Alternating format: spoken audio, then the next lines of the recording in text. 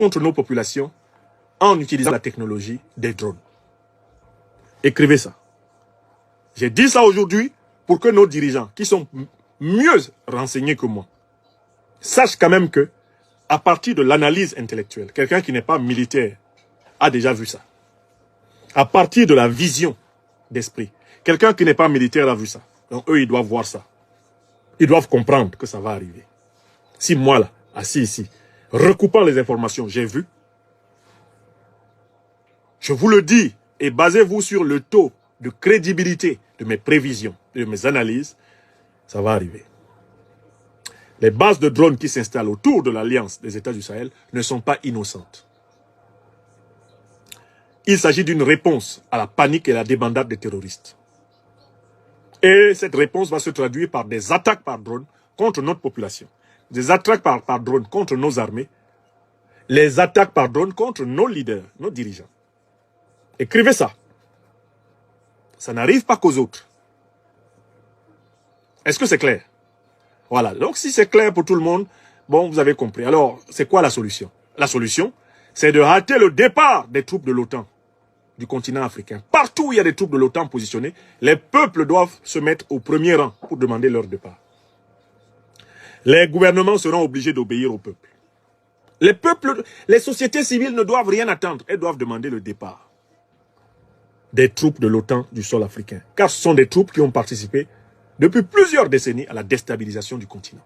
Ça, c'est un. Une fois que les peuples se sont mobilisés pour demander le départ de ces troupes, qui ont en réalité accompagné le terrorisme sur le continent, la responsabilité des gouvernants est d'obéir au peuple. Ça, c'est la première solution. La deuxième solution, il faut continuer à unifier nos armées. Il faut continuer à rapprocher les services des forces de défense et de sécurité des pays dirigés par des leaders panafricanistes. Et surtout développer la technologie du drone et la technologie anti-drone. De ce point de vue, les grands alliés de l'Alliance des États du Sahel, que sont la Russie, la Chine, dans une certaine mesure la Turquie, il faut vraiment les approcher pour pouvoir s'approprier pleinement les deux technologies. Il faut que l'Alliance des États du Sahel ouvre des usines de fabrication d'armes de guerre à l'intérieur du territoire sahélien. La monnaie sahélienne doit venir avec la naissance d'une industrie africaine de l'armement au Sahel. C'est ma deuxième recommandation. Et ça, c'est urgent. Par exemple, la technologie du drone et de la lutte anti-drone, c'est urgent. On doit former le maximum de militaires africains et maîtriser cette technologie et commencer à l'utiliser de toute urgence. Parce que cette attaque aura lieu. Ces attaques auront lieu. Et elles vont cibler les dirigeants de l'Alliance. Cibler les commandants principaux de l'armée. C'est la méthode qu'ils emploient au Moyen-Orient. D'accord? Enfin, il y a une dernière chose. Une fois que ces évidences sont établies, toutes les Africaines et tous les Africains qui savent lire et écrire et qui sont sur les réseaux sociaux sont chargés de mener la bataille des idées. N'ayez plus la tête basse quand vous connaissez la vérité. Nous devons gagner la bataille médiatique de la démonstration que nous connaissons la nature de l'agression. Nous connaissons le visage de l'agresseur. Partout sur les réseaux sociaux, où que vous soyez, vous qui suivez mes conférences, faites comme moi. Vous ne pourrez peut-être pas faire de la même façon et exactement comme moi, mais faites savoir que vous savez. C'est un mot d'ordre pour l'opinion continentale et internationale africaine. Tout Africain qui possède ces vérités doit faire savoir d'une manière ou d'une autre qu'il sait. Et cela nous permettra de créer une vibration mentale, une vibration spirituelle, un niveau de conscience puissant, comme celui qui a permis d'empêcher l'agression contre le Niger.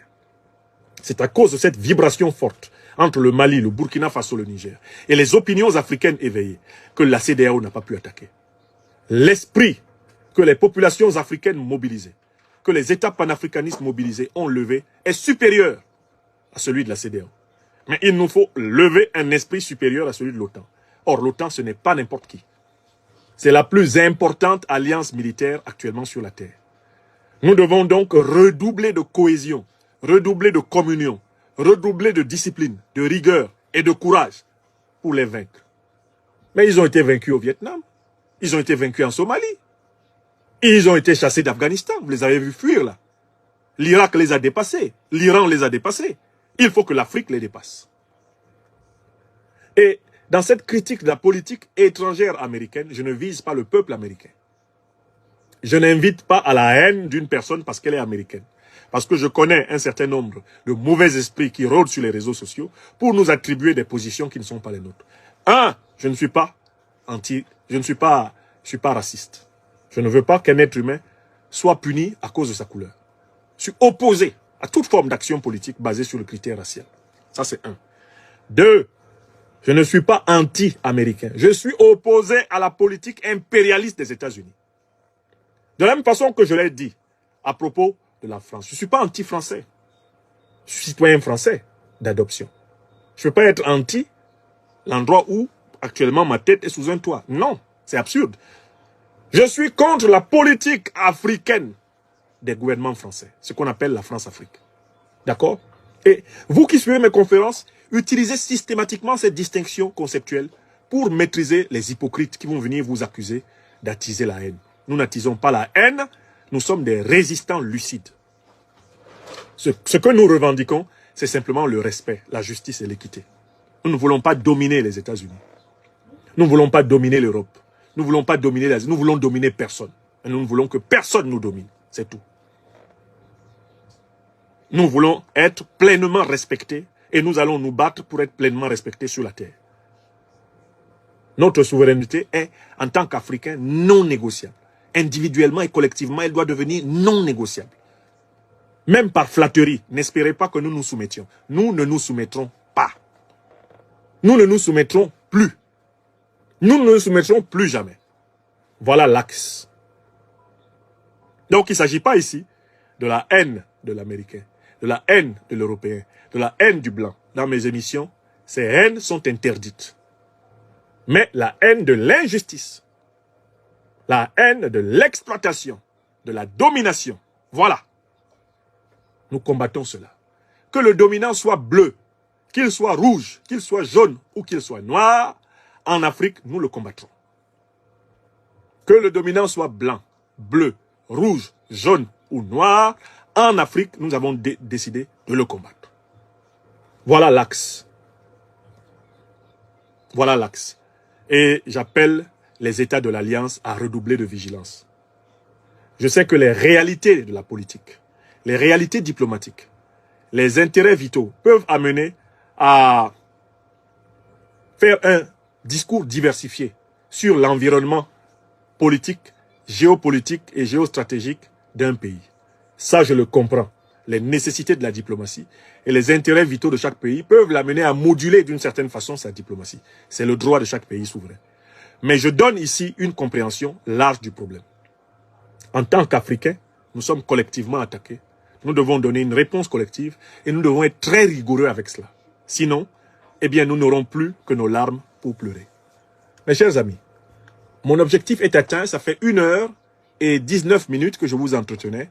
Je crois vous avoir amplement montré l'évidence du danger qui menace l'Afrique et la nécessité d'une réponse vraiment de très grande qualité face à ce danger. Je redonne la parole à Djalali Long qui m'a accompagné tout au long de cette conférence pour la conclure. Djalali Long qui chantait Mpodol.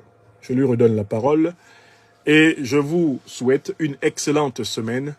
Ces 3 logiciels peuvent te permettre d'obtenir ta liberté géographique et financière. Tu ne crois pas? Pierre était maçon 8 et gagne janvier 3 000 €.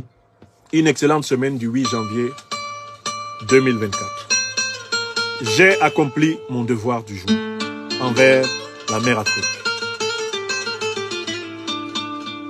Que chacun fasse le sien.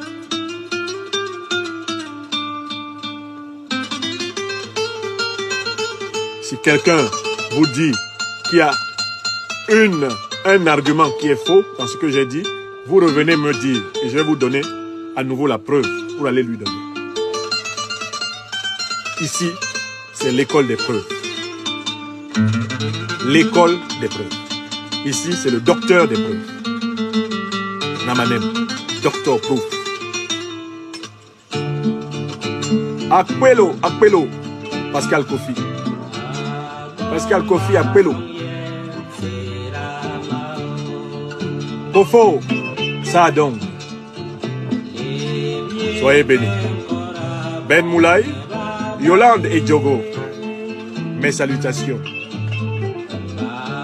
Le même Steve. Toutes mes salutations. Douglas Wilson.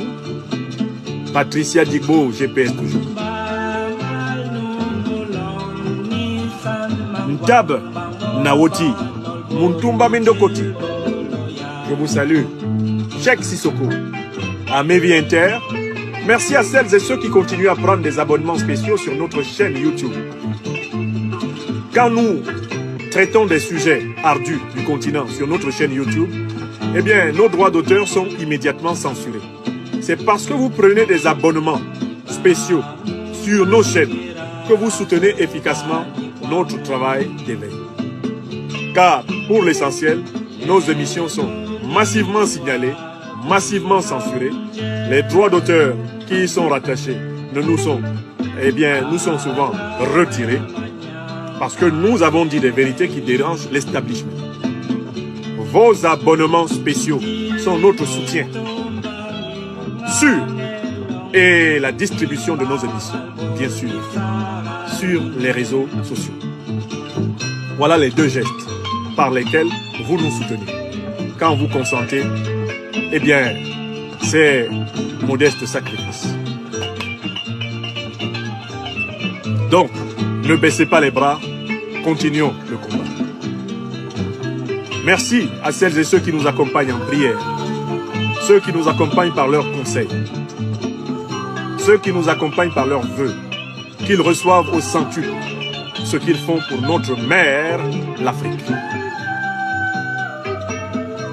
Merci à nos amis européens, à nos amis asiatiques, américains de plus en plus nombreux, à comprendre la cause africaine à travers notre ministère. Merci à toutes celles et ceux qui en France, en Europe, en Amérique, au Canada, en Amérique latine, en Asie, m'écrivent ou me disent lors de nos rencontres le respect qu'ils ont, la considération qu'ils ont pour le travail d'éveil que je produis. Que ces Européens, ces Américains, ces Asiatiques véridiques soient également bénis.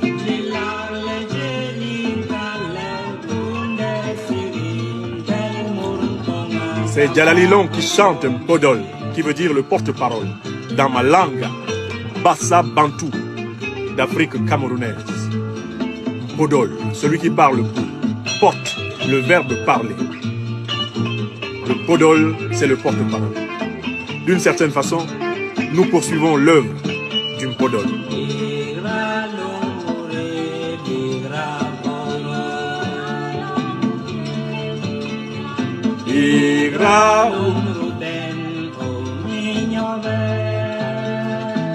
Merci à celles et ceux qui ont diffusé massivement cette émission et qui l'ont protégée.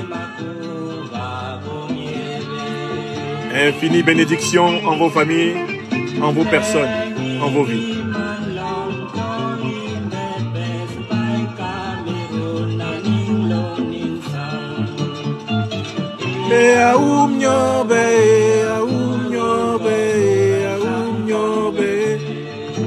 Fraternelles condoléances à la famille du camarade Marteau, Martin Ebele Tobo.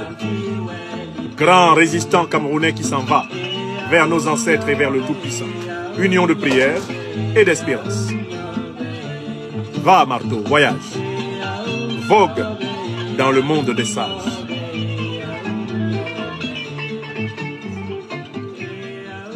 Bonsoir à toutes et à tous. Merci. Merci. Bonne soirée. Merci à toutes et à tous. Merci mes chers amis. Merci.